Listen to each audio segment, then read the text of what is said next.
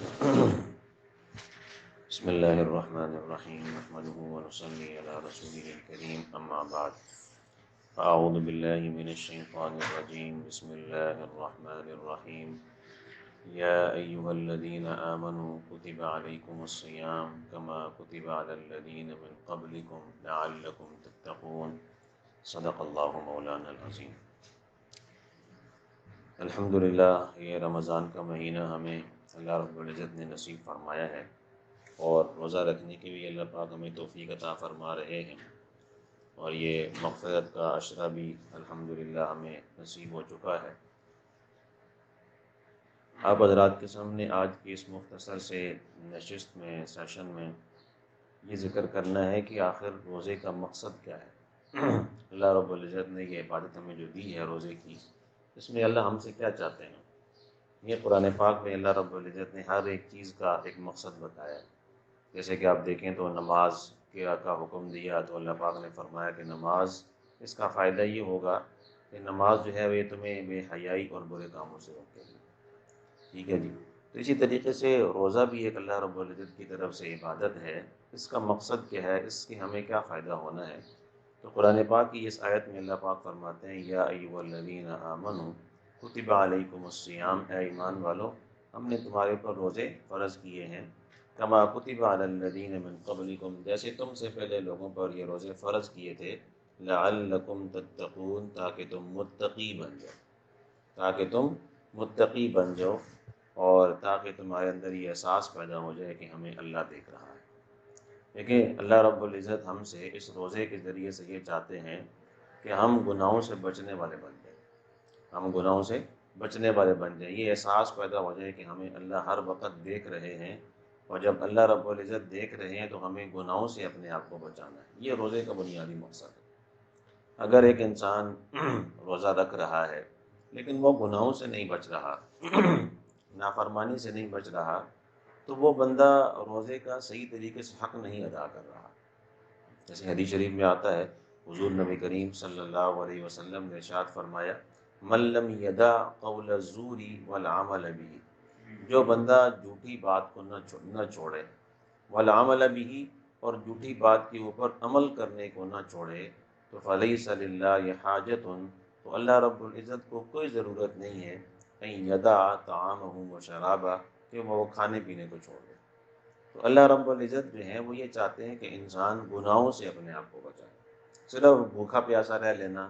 اور اپنے آپ کو بھوکا رکھ لینا، پیاسا رکھ لینا، یہ کوئی روزے کا مقصد نہیں ہے۔ روزے کا مقصد یہ ہے کہ انسان ہر وقت اپنے آپ کو گناہوں سے بچائے، نافرمانی سے بچائے، اور یہ گناہوں سے بچانا، نافرمانی سے اپنے آپ کو بچانا، یہ اللہ رب العزت کی ذات کو ہم سے مطلوب ہے۔ ایک صحابی ہیں، تشریف لائے اور آ کر کہنے لگے، یا ابو ہریرہ رضی اللہ تعالیٰ عنہ آ کر کہنے لگے، یا رسول اللہ صلی اللہ علیہ وسلم، میں چاہتا ہوں کہ میں سب سے بڑا عبادت گزار بندہ بن جاؤں، یعنی میں لوگوں میں بہت زیادہ یہ بننا چاہتا ہوں کہ میں عبادت گزار بن جاؤں، میری عبادتیں بہت زیادہ ہوں۔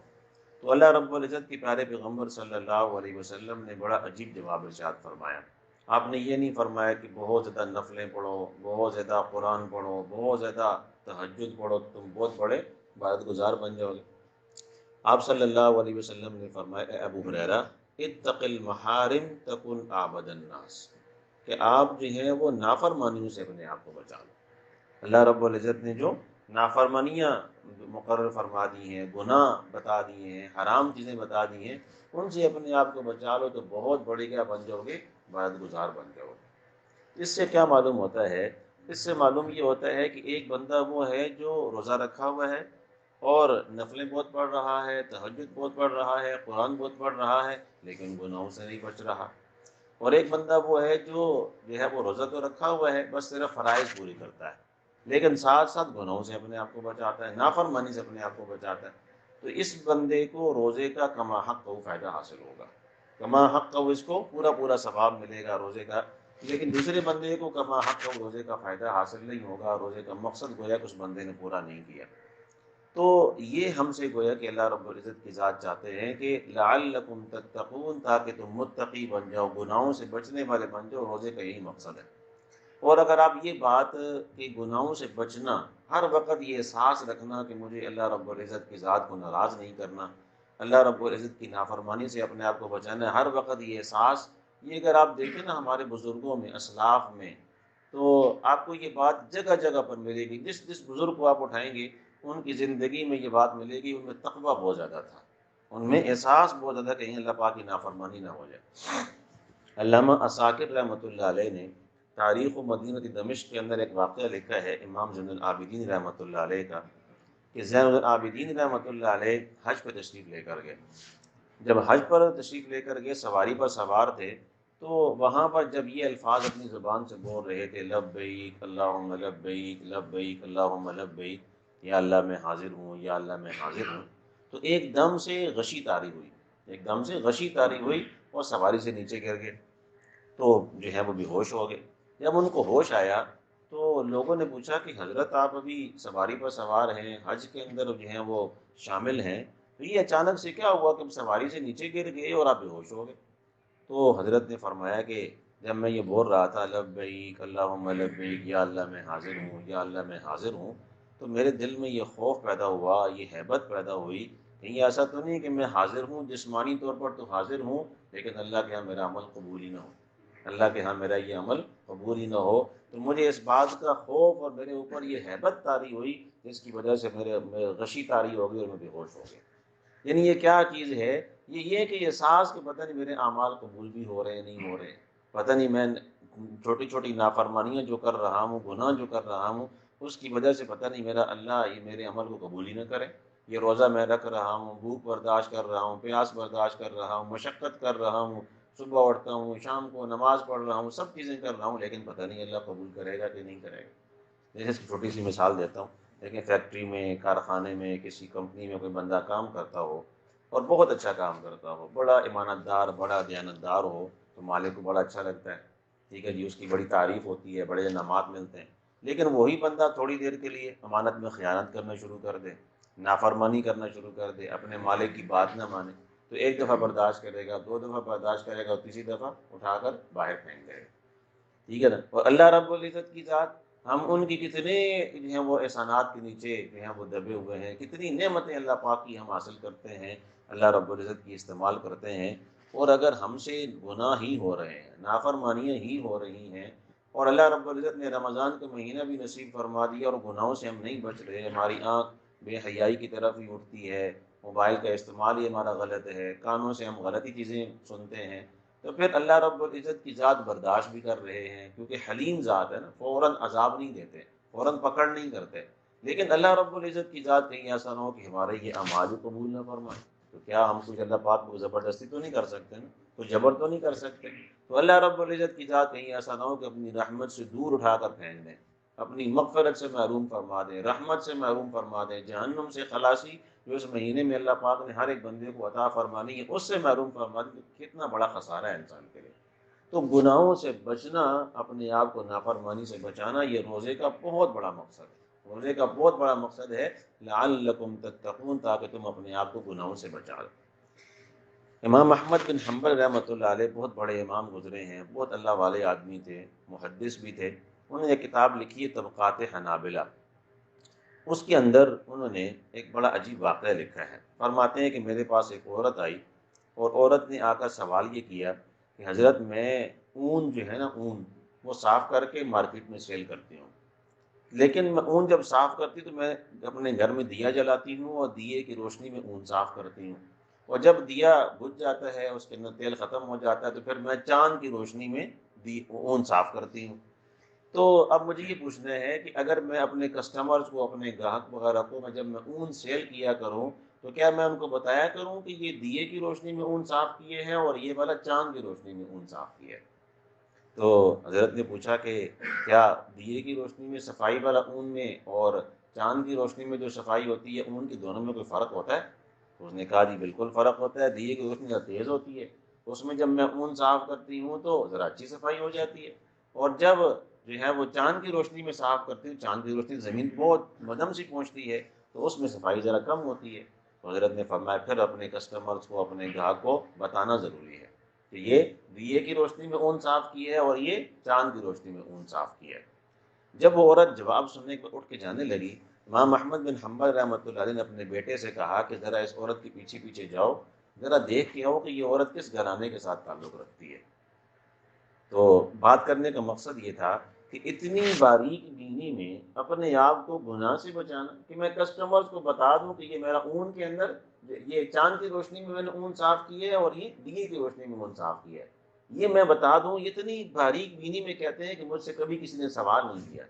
یہ تقویٰ جو اس کے اندر موجود ہے کہ اپنے آپ کو میں گناہوں سے بچاؤں، یہ جو احساس اس کے اندر موجود ہے، یہ عام گھرانے کی عورت نہیں ہوگی، کسی ایسے گھرانے کے ساتھ تعلق رکھتی ہوگی جہاں ایمان موجود ہے، تقویٰ موجود ہے۔ تو ان کے بیٹے فرماتے ہیں عبداللہ کہ میں اس عورت کے پیچھے جانا شروع ہو گیا۔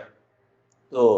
جب میں وہاں پہ جو ہے وہ جا کے دیکھا، جس گھر میں وہ داخل ہوئی، معلومات نہیں کہ کس گھرانے سے تعلق رکھتی ہے، تو بشر الحافی ایک بہت بڑے بزرگ گزرے اپنے زمانے کے، بہت اللہ والے آدمی۔ تو معلومات کرنے میں پتہ چلا کہ بشر الحافی کی ہمشیرہ تھی۔ بشر الحافی کی کیا تھی؟ یہ ہمشیرہ تھی، کہ جن کے اندر یہ بات ہے۔ تو دوبارہ آ کر اپنے والد صاحب کو بتایا، امام احمد بن حنبل رحمۃ اللہ علیہ کو۔ وہ فرمانے لگے میں نے کہا تھا یقینی طور پر اس کا تعلق ایسے گھرانے کے ساتھ ہے جن کے اندر تقویٰ موجود ہے اور اس بات کا ڈر موجود ہے کہ مجھے اللہ دیکھ رہا ہے۔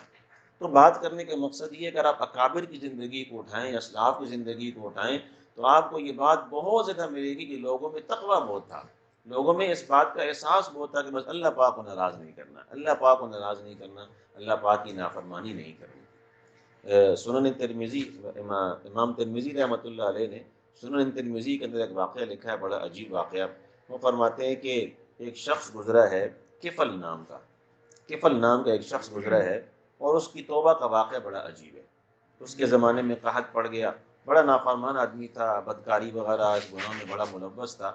تو اس کے زمانے میں قحط پڑا، مالدار بھی تھا۔ تو ایک اور اس کے پاس آئی، اپنی قحط سالی میں جو ہے وہ اس کی ڈسی ہوئی تھی، گھر میں اسباب نہیں تھے، کھانے پینے کی چیزیں موجود نہیں تھی، پیسے مانگنے کے لیے، مدد لینے کے لیے۔ تو کفل نے کہا کہ میں تمہاری مدد نہیں کروں گا، اس وقت تک نہیں کروں گا جب تک تم میری خواہش پوری نہیں کرو گے، جب تک میری خواہش پوری نہیں کرو گے۔ تو عورت جو ہے وہ مجبور تھی، اس نے حامی بھر لی، رضامندی کا اظہار کر دیا۔ جب وہ کفل اپنی خواہش پوری کرنے کے لیے اس عورت کی طرف بڑھنے لگا، تو عورت کے جسم پر کپ کپی طاری ہوئی اور آنکھوں سے آنسو جاری ہو گئے۔ تو کفل نے کہا میں نے کوئی زبردستی تو نہیں کی ہے، میں نے تو کوئی زبردستی نہیں کی ہے، لیکن یہ تمہارے اوپر یہ جو حالت طاری ہوگی یہ آخر کس وجہ سے؟ تو اس عورت نے کہا بات یہ ہے کہ میں نے زندگی میں آج تک کبھی گناہ نہیں کیا،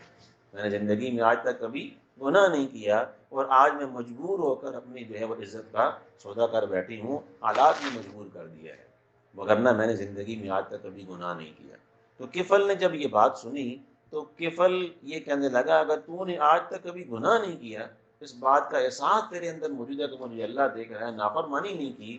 تو آج پھر کفل بھی توبہ کرتا ہے کہ آج کے بعد کبھی کفل گناہ نہیں کرے گا، آج کے بعد کفل کبھی گناہ نہیں کرے گا، توبہ کر لی۔ اور توبہ کرنے کے بعد اس عورت کو مال و اسباب دیے، وسائل دیے اور روانہ کیا، اور اس کے بعد اس کی رات کو وفات ہو گئی، فوت ہو گیا۔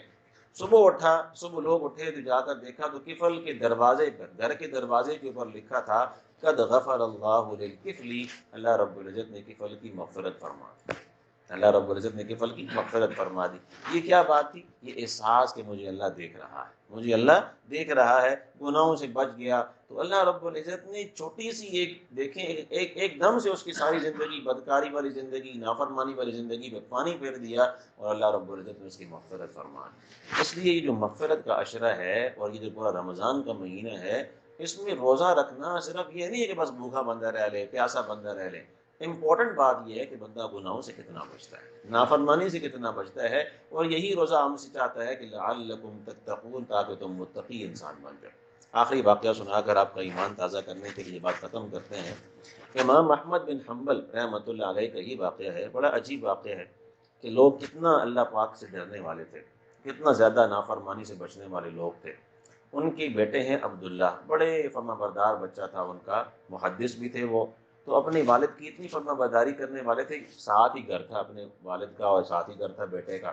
تو یہ اپنے گھر کے صحن کے بالکل کنارے پر دروازے کے پاس ہوتے تھے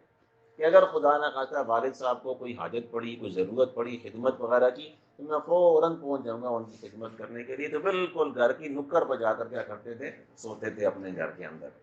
اتنے فرما بردار تھے۔ لیکن وہ تھے جو ہے سرکاری ملازم، سرکار سے کچھ وظیفہ بھی لیتے تھے۔ امام احمد بن حنبل رحمۃ اللہ علیہ کا موقف یہ تھا کہ سرکار سے جو وظیفہ ملتا ہے نا، اس کے اندر کسی نہ کسی درجے میں حرام کا شبہ ہوتا ہے، کسی نہ کسی درجے میں حرام کا شبہ ہوتا ہے، اگرچہ ان کی آمدن حلال تھی، لیکن یہ ان کا ایک موقف تھا جس موقف پر وہ اڑے ہوئے تھے کہ نہیں، سرکار سے آنے والی جو آمدن ہوتی ہے وہ اس میں کسی نہ کسی درجے میں حرام کا شبہ ہوتا ہے۔ تو گھر میں کھانا پکانے کے لیے خادمہ رکھی ہوئی تھی، تو خادمہ نے آٹا لیا اور آٹا لے کر امام صاحب کے گھر میں تندور دیکھا تو وہ بجھا ہوا تھا، روٹی نہیں پکائی، تو ساتھ اپنے ان کے بیٹے کے گھر میں چلی گئی، وہ جا کر دیکھا کہ ان کا تندور جلا ہوا تھا، جل رہا تھا، تو وہاں سے روٹی پکا لی، وہاں سے، لیکن آٹا امام صاحب کا اپنا ہی تھا، لیکن بیٹے کے گھر سے تندور سے روٹی پکا لی۔ خادمہ نے پیش کی امام صاحب کو روٹی، امام صاحب کو بتایا کہ اس طرح میں نے آپ کے گھر میں تندور جو ہے وہ جل نہیں رہا تھا، تو میں نے آپ کے بیٹے کے گھر سے روٹی پکا دی۔ تو امام صاحب نے روٹی کھانے سے انکار کر دیا کہ میں نے روٹی نہیں کھانی، میں نے یہ روٹی نہیں کھانی۔ جو جا کر کسی غریب، کسی فقیر کو دے دو، لیکن دیتے وقت ساتھ ساتھ یہ بھی کہہ دینا کہ امام صاحب نے روٹی نہیں کھائی، امام صاحب نے روٹی نہیں کھائی، اگر اس نے کھانی ہوئی تو مرضی ہے اس کی، لیکن یہ کہ ساتھ یہ بتا دینا کہ امام صاحب نے روٹی نہیں کھائی۔ اچھا، وہ خادمہ چلی گئی باہر، جا کر جو ہے وہ غریب کو، فقیر کو دیکھا، جس کو بھی دیتی روٹی، اور یہ کہتی کہ یہ روٹی لے لو، لیکن ساتھ بتاتی کہ امام صاحب نے روٹی نہیں کھائی۔ تو آگے سے غریب اور فقیر آدمی کہتا اگر امام صاحب نے نہیں کھائی ہم بھی نہیں کھائیں گے، اس لیے کہ امام صاحب وہ اعلیٰ تقویٰ پر فائز تھے اور وہ حرام کے شبوں سے بھی اپنے آپ کو بچانے والے تھے۔ تو اس زمانے کا غریب اور فقیر کو یہ بات معلوم تھی کہ جس چیز کو امام صاحب کہہ دینا کہ یہ چیز صحیح نہیں ہے تو وہ ہمارے لیے بھی صحیح نہیں ہے، تو غریبی نہیں کھاتے تھے۔ شام تک وہ عورت گھومتی پھرتی رہی، اور جو ہے نا وہ کوئی کسی غریب نے وہ روٹی قبول نہیں کی۔ آخر میں اس عورت نے وہ روٹی دریائے دجلہ میں پھینک دی، دریائے دجلہ میں پھینک دی، اور آ کر بتا دیا امام صاحب کو کہ میں نے آپ کی روٹی جو تھی پورے غریبوں فقیروں میں بانٹنے کی بڑی کوشش کی، لیکن کسی نے لی نہیں ہے، میں نے دریائے دجلہ میں پھینک دی۔ آپ کو جو میں نے جملہ سنانا ہے نا، اس لیے یہ واقعہ سنا ہے۔ امام صاحب کے بارے میں ملا علی قاری رحمۃ اللہ علیہ نے لکھا ہے کہ امام صاحب امتنع عن اکل الحوت مدت حیاتہ، اس کے بعد امام صاحب نے ساری زندگی مچھلی نہیں کھائی، اس کے بعد امام صاحب نے ساری زندگی مچھلی نہیں کھائی، کہ وہ جو حرام کی شبے والی جو روٹی تھی، ممکن ہے وہ کسی مچھلی کے پیٹ میں چلی گئی ہو اور وہ مچھلی میرے پیٹ میں آ جائے، تو اللہ رب العزت اگر وہ حرام کا شبہ میرے پیٹ میں آ جائے گا تو کہیں میرے اندر سے نور ہی ختم نہ ہو جائے،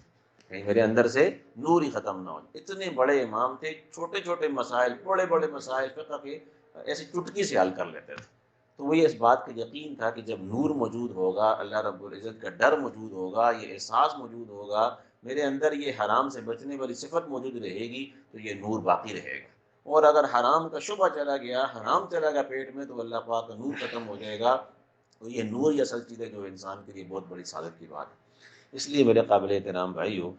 یہ آپ کے سامنے واقعات سنانے کا مقصد یہ ہے کہ ہم روزے کے مقصد کو سمجھیں۔ روزے کا مقصد یہ نہیں کہ بس بھوکا پیاسا رہ لیا، باقی جو مرضی کرو۔ جو آپ آج کل دیکھیں نا، لوگ ٹیلی ویژن پہ بس بیٹھے ہوئے ہیں، اپنا ٹائم پاس کر رہے ہیں، کوئی اخبار میں اپنا ٹائم پاس کر رہا ہے، کوئی مختلف قسم کے کھیلوں میں اپنا ٹائم پاس کر رہا ہے۔ تو اگر بھوکا پیاسا رہ کر یہ گناہ ہی کرنا ہے، نافرمانی کرنی، تو روزے کا فائدہ کچھ بھی نہیں ہونا۔ روزے کا مقصد یہ ہے کہ ہم نیکی کریں، عبادت کریں۔ نفل کا ثواب اللہ رب العزت نے فرض کے برابر قرار دے دیا،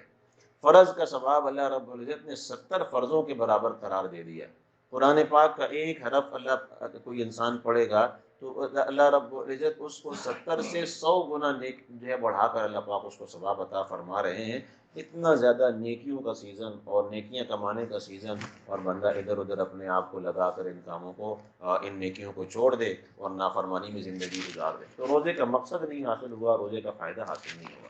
اس لیے دعا کریں اللہ تعالی ہمیں گناہوں سے بچنے کی توفیق عطا فرمائے، اور روزے کا کما حق حق ادا کرنے کی اللہ پاک ہم سب کو توفیق عطا فرمائے۔ وآخر دعوانا ان الحمد للہ رب العالمین۔